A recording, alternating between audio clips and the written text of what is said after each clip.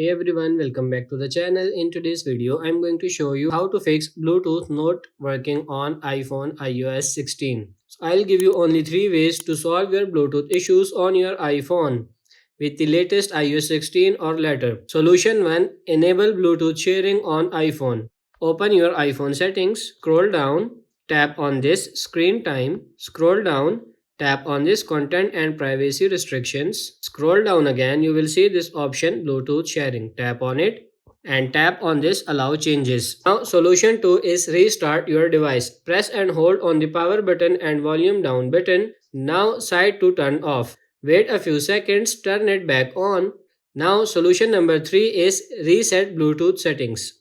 Open your settings again, scroll down and tap on this general. Scroll down all the way to the bottom and tap on this transfer or reset iPhone.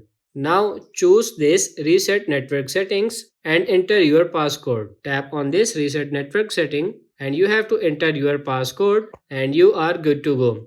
After following this process, your Bluetooth issue will be solved. So that's pretty much it for this video. I hope this video was helpful. If it is, like it and subscribe to the channel.